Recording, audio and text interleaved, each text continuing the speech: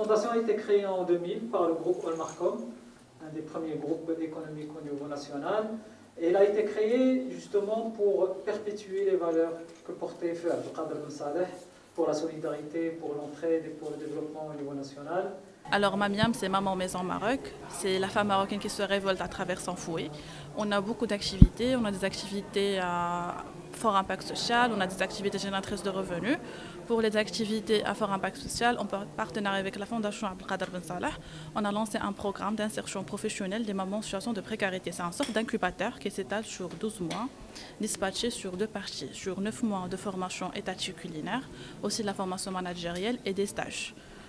Au bout de 9 mois, ces femmes, ils ont de l'expérience professionnelle que humaine, ils ont un diplôme étatique et là on passe avec elles sur 3 mois d'accompagnement pour qu'elles puissent créer leur propre projet dans le monde culinaire, soit en mode coopératif, bien en entrepreneur ou même le salariat. J'ai initié une initiative à Marrakech, ça fait 5 ans, ça s'appelle Pikala.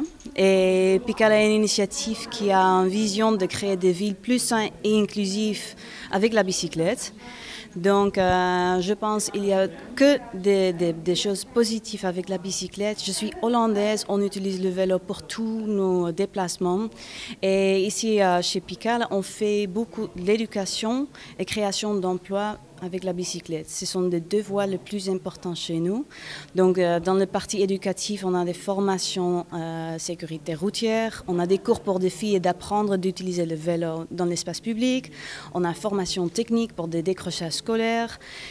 Donc il y a pas mal de choses que les jeunes ils peuvent apprendre avec la bicyclette. Deuxièmement, il y a l'emploi. C'est très important que la bicyclette, si tu veux que les gens vont utiliser la bicyclette, c'est pas seulement bien pour ton corps et pour l'environnement, mais tu peux aussi vraiment gagner de l'argent avec la bicyclette. Donc on a monté un projet avec grand succès à Marrakech, c'est l'écotourisme. Donc les jeunes ils accompagnent des touristes pour faire des visites en vélo à Marrakech.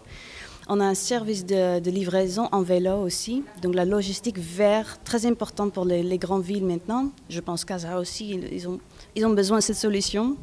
Et aussi, il y a des jeunes qui travaillent pour organiser des activités sociales. Il y a des jeunes qui travaillent comme cyclistes pour réparer le vélo des autres gens de communauté. Donc on a maintenant plus que 30 jeunes qui travaillent dans notre association grâce au vélo.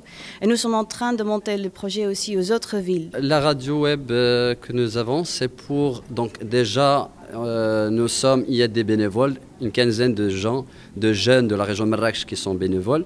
Et il y a 5 salariés qui travaillent dans la radio sur plusieurs thématiques de production avec une grille de programmation qui est destinée à des initiatives, à des profils, à des femmes leaders de la région.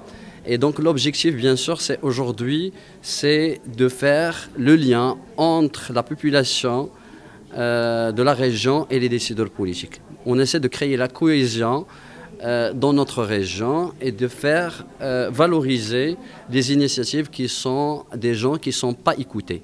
Donc pour nous, c'est l'objectif de cette radio, c'est la voix des sans-voix, si vous voulez.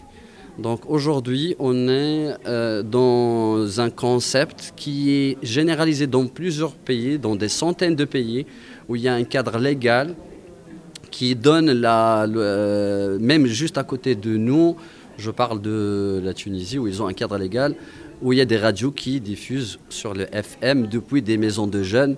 Et ça, pour nous, c'est l'objectif demain, parce que nous sommes une dizaine de radios associatives au Maroc, où nous avons un réseau qui s'appelle Réseau des radios associatives. Et au mois de mai, on va lancer une pétition nationale pour le Premier ministre pour recommander un cadre légal avec ces radios associatives.